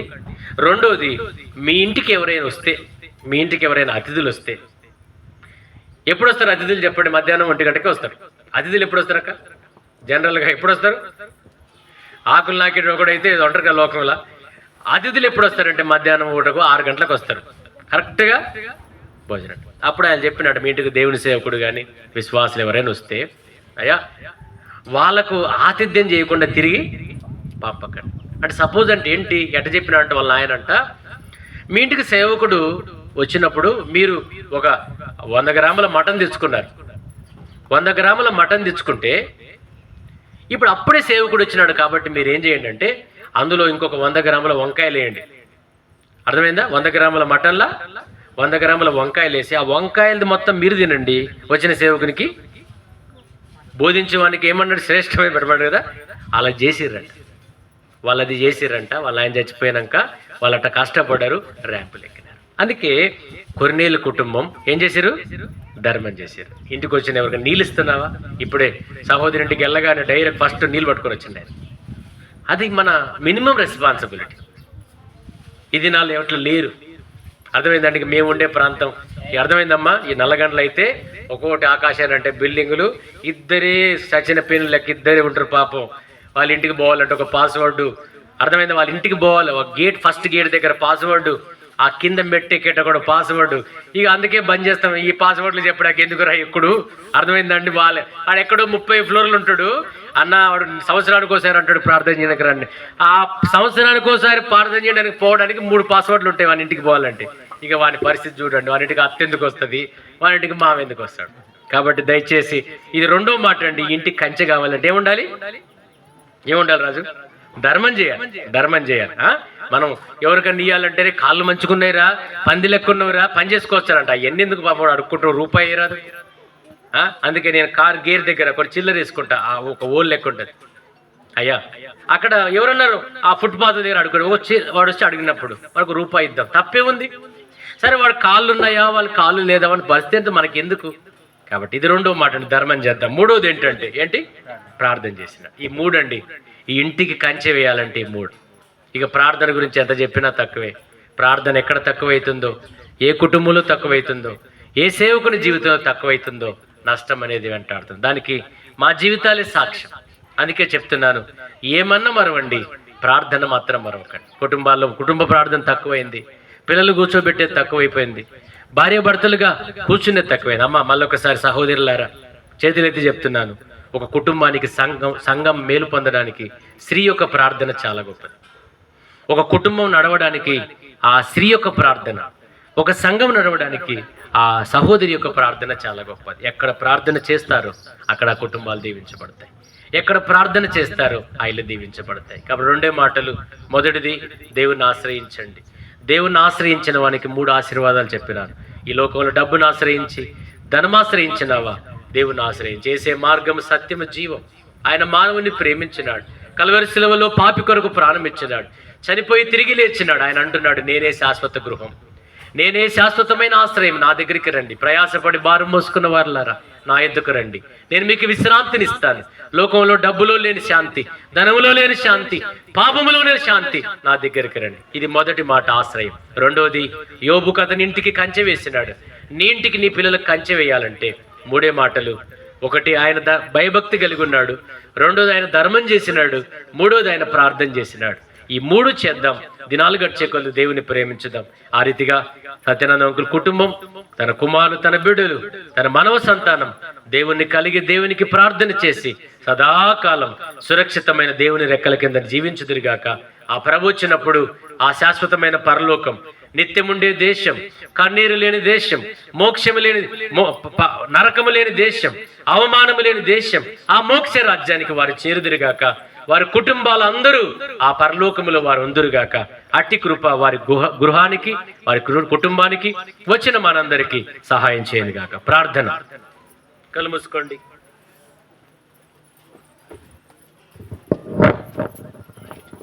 దయచేసి మోకరించండి.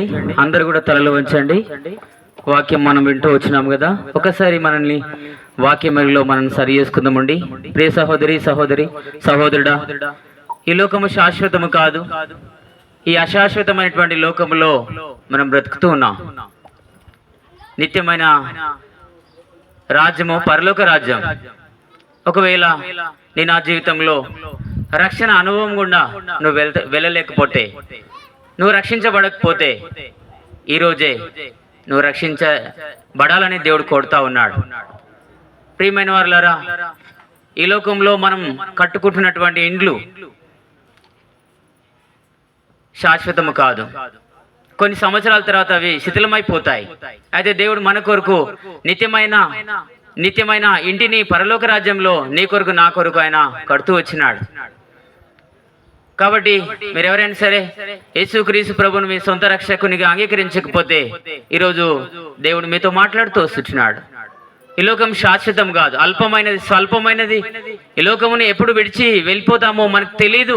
కాబట్టి ప్రాణం ఉండంగానే, గొంతులో ఊపిరి ఉండంగానే యేసుక్రీస్తు ప్రభువును నమ్ముకుంటే నీకు పరలోక రాజ్యం, నీ పాపాలు క్షమించబడతాయి.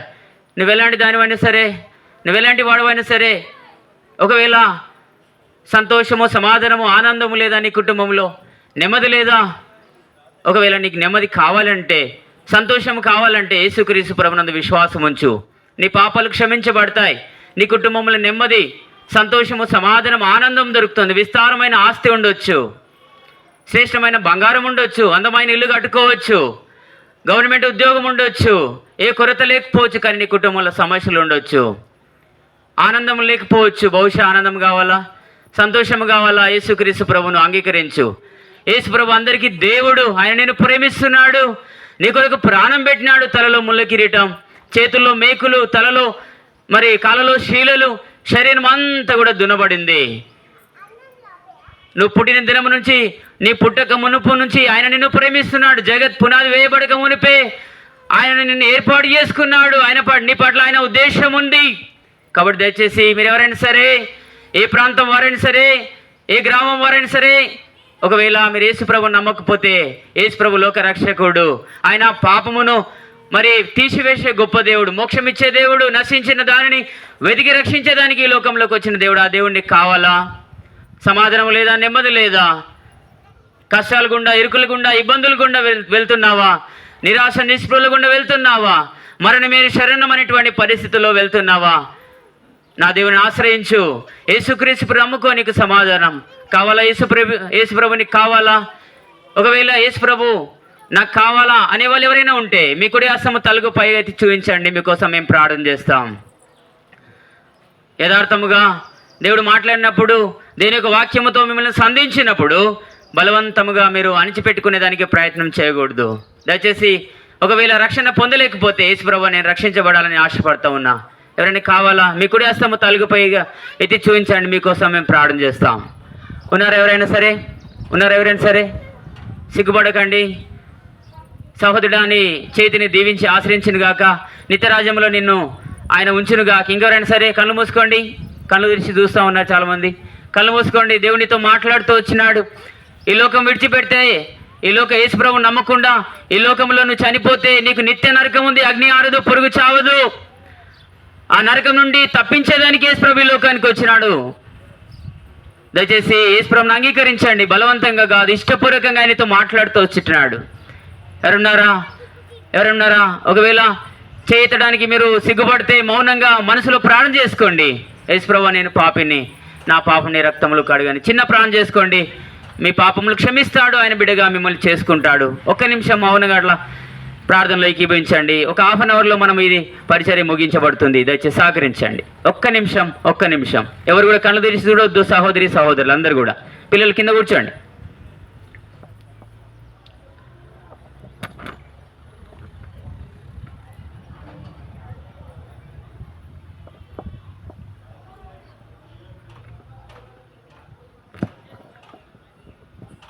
చెప్పబడిన వాక్యము అనేక మంది హృదయాల్లో కార్యము జరిగించులాగున ఈ వాక్యము మరి దుష్టుడు ఎత్తుకొని పోకుండాలాగున వాక్యము విన్నవారిలో లోతైన రక్షణ కార్యము జరిగించులాగున ఈ వాక్యాన్ని బట్టి కుటుంబానికి క్షేమము ఉండులాగున సంఘానికి ఉండులాగున ఇక్కడ వచ్చిన ప్రతి ఒక్కరికి ఆత్మీయ క్షేమాభివృద్ధి మరి ఇచ్చులాగున మరి ప్రార్థన చేద్దాం. మన మధ్యలో మరి అన్న ప్రభుదాస్ అన్న ఉన్నాడు, మరి దయచేసి వచ్చి ప్రార్థన చేస్తాడు. అన్న రండి.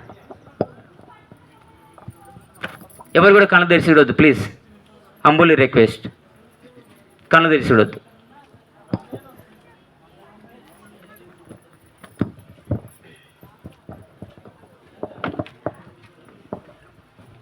ప్రేమ కలిగిన మా ప్రియ పరలోకపు తండ్రి, మరొకసారి ఈ మధ్యాహ్న కాల సమయంలో మీ సన్నిధికి రావడానికి తండ్రి, మా ప్రియ సహోదరుడు సత్యానందమన్న అక్కను బట్టి వందనాలు, స్తోత్రాలు. వారిని ప్రేమించి ఇచ్చిన గృహాన్ని ఆధారం చేసుకొని మరొకసారి మీ దాసుని ద్వారా ఇచ్చినటువంటి మాటలు బట్టి వందనాలు, స్తోత్రాలు.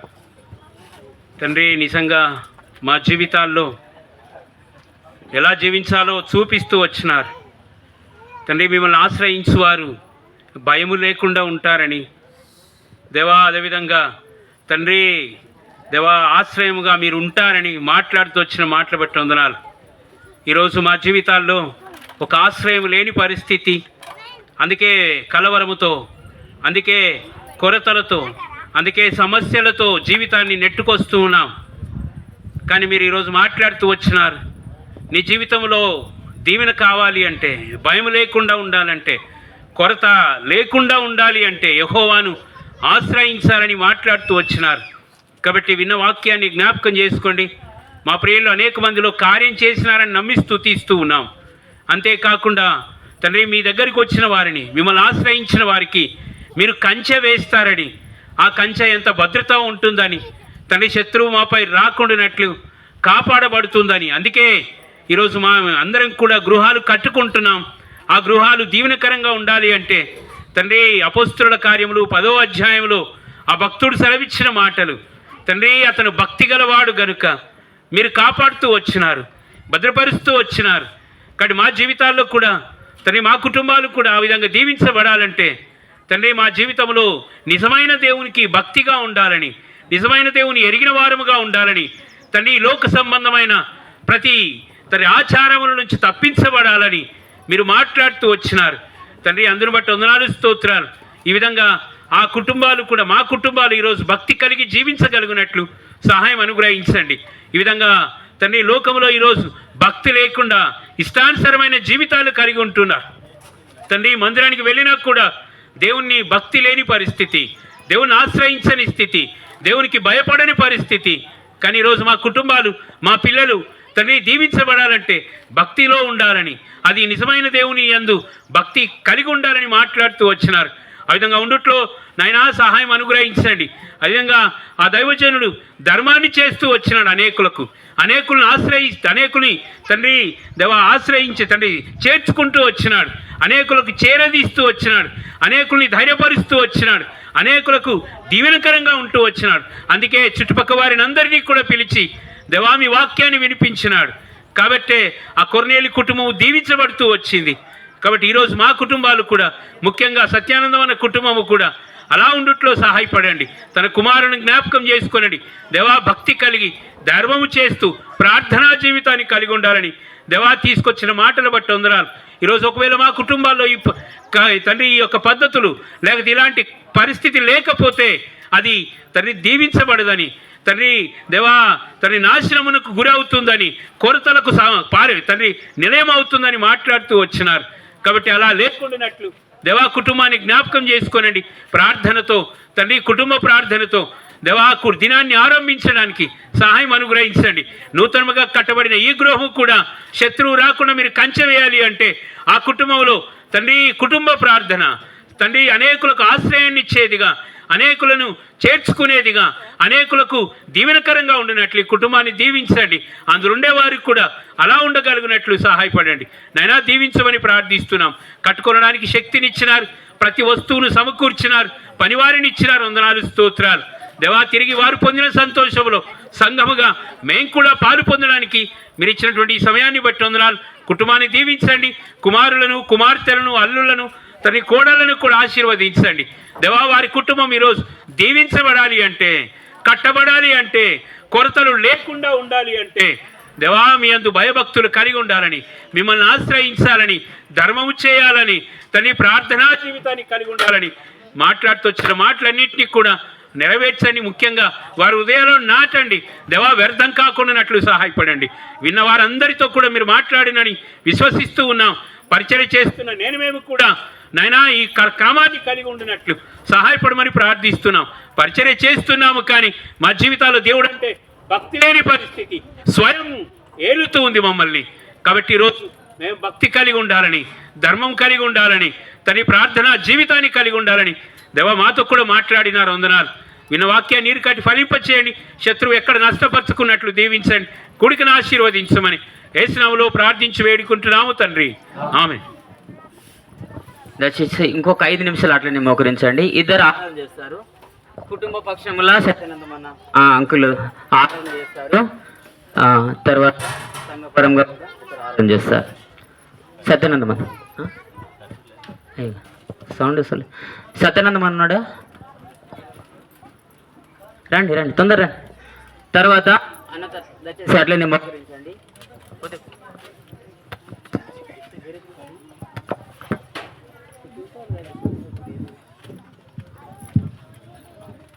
ఆనంది ఆనంది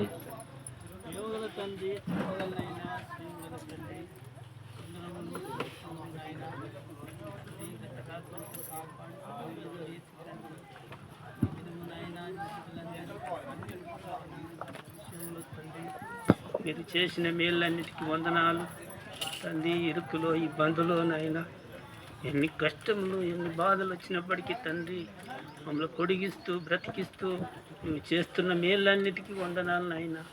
కష్టకాలములో మొదలుపెట్టినప్పుడు ఉత్తరమిచ్చే దేవుడుగా నాకు ఉన్నందుకు వందనాలు.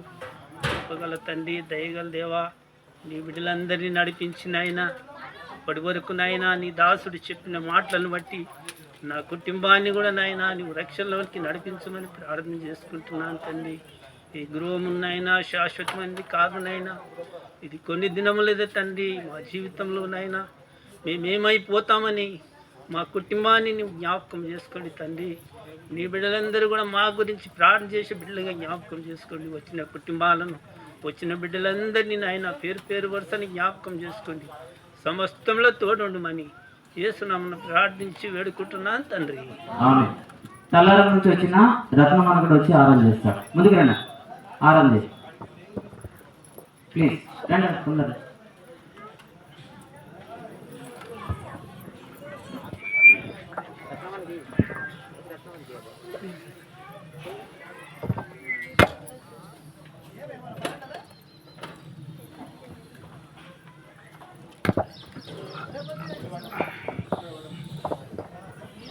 ప్రేమగల తండ్రి, కృపగల దేవా, మా ఉన్నతుడా, మా పరిశుద్ధుడా, నీ పరిశుద్ధ పాదములకు వందనాలు, స్తోత్రములు తండ్రి. మరి నిజంగా ప్రభా, ఈ యొక్క దుద్దాగనే గ్రామంలో తండ్రి మరి సత్యమామ గృహోన్నీతమై తండ్రి ఇక్కడ కూడుకున్న ఉద్దేశం బట్టి నీకే వందనాలు, స్తోత్రములు ప్రభువా. నీవే సాయం దయచేసినావు. నీ దాసుని ద్వారా మంచి వర్తమానమును తీసుకొని వచ్చిన విధానం బట్టి నీకే స్తుతులు స్తోత్రాలు ప్రభువా. అంతేకాక నా తండ్రి మరి చెప్పినటువంటి వాక్యమును నీరు కట్టి ఫలింపచేసి ఆ వాక్యానుసారంగా నడుచులాగిన ప్రతి ఒక్కరికి ఆ నడిపింపు దయచేయమని నేను అవను పూజిస్తూ గణపరుస్తున్నాను. అంతేకాక నా తండ్రి మరి వాళ్ళు ఎంతో కష్టపడి కట్టుకున్న గృహాన్ని కూడా దీవించి ఆశీర్వదించు. అంతేకాక తండ్రి ఆ గృహము ఆదిత్య గృహముగా, ధననీతి గృహముగా, సువార్త గృహముగా మార్చమని అడుగుచుంటున్నా.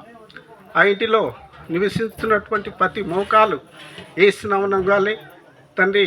నేను నా ఇంటి వారు యెహోవాను సేవించాలని మరి యెహోషువ అన్నట్టుగా ప్రభువా, వాళ్ళు కూడా అందరూ యేసుప్రభుని నమ్ముకొని అనుసరించి యేసుప్రభు నియమ నిబంధనలను, కట్టడాలను, విధులను అనుసరించి నడుచుకుంటలకు సాయం దయచేయము తండ్రి. ఎవరు నశించటానికి ఇష్టం లేదని చెప్పినాం తండ్రి. అందరూ నా కుమారులే కుమార్తెలు అని చెప్పినాం. అటు విధంగా నా కుటుంబం నుంచి ప్రభువా తండ్రి అందరూ మరి ఇంత మంచి మార్పు, ఇంత మంచి విశ్వాసత, ఇంత మంచి ధర్మము తండ్రి ఆ యొక్క కొరనేలు కుటుంబమును జ్ఞాపకం చేసుకున్నట్టుగా ఈ యొక్క కుటుంబాన్ని కూడా జ్ఞాపకం చేసుకుంటకు నీ చిత్తము ఏర్పాటు దయచేయమని, మాదిరికరంగా ఉండటకు సాయం దయచేయమని నా ప్రభు నా రక్షకుడైన యేసుక్రీస్తునవున కొద్ది స్తుతి ఆరాధన నీకే సమర్పిస్తున్నాము తండ్రి. ఒలే జిందాకు దనేసి మసీకి అలీలు. దయచేసి గమనించండి, సహోదరులు అక్క వాళ్ళు ఇక్కడనే ఉంటారు. కొంతమంది సేవకులు తర్వాత సంఘ పెద్దలు ఇంట్లోకి పోతారు. ప్రతి రూమును కూడా ప్రార్థన పూర్వకంగా ప్రతిష్ఠించి మరలా ఇక్కడనే వస్తాము. ఇక్కడ వచ్చిన తర్వాత చివరి ప్రార్థన చేసుకొని ముగిస్తాము. ఆ లోపు ఒకవేళ కుటుంబ సభ్యులు ఒక 5 నిమిషాలు ఎవరైనా సాక్ష్యం చెప్పాలనుకుంటే కూడా అట్లా అవకాశం ఉంటుంది సమయాన్ని బట్టి. దయచేసి సంఘ పెద్దలు తర్వాత దైవ సేవకులు ఇంట్లోకి వెళ్ళండి. ఇంట్లోకి వెళ్తే అక్కడ రండి. దయచేసి ప్రతి ఇంట్లో ప్రార్థన కొరకు అవసరం ఉంటుంది. దయచేసి సహకరించండి, రండి.